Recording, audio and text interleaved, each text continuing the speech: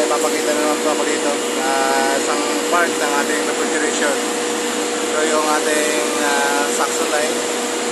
At ito yung isang part na gusto ko pong ipakita sa inyo. Ito yung ating liquid line. Ito po. Ayan. Ito yung ating solenoid. Ito yung sa liquid line natin. Ito yung ating suction. Ayun sa pang suction line. Papunta po doon sa ating ang ilalim po nito ay ang ating NS3 pump sa ilalim. So, mga boss, tanong lang, ano po yung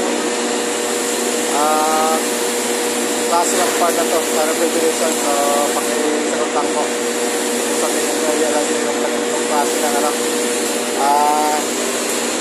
Mark, ito yung bahagi ng ating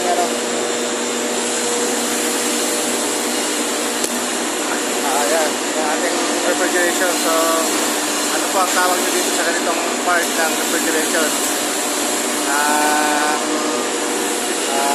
Diesel na to. So sabi nyo po ay alam nyo po. So comment po kayo para malaman namin kung ano yung tawag nyo sa ganitong diesel. So ayan po mga sir, mga boss, pinapakita po sa inyo. Ayan.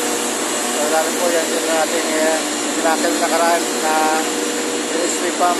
So ito yung diesel na to. So tingin nyo po ano po yung tawag nyo sa ganitong klase ng diesel. Yan po. At paki-comment na lang po. Paki-share na lang po mga boss.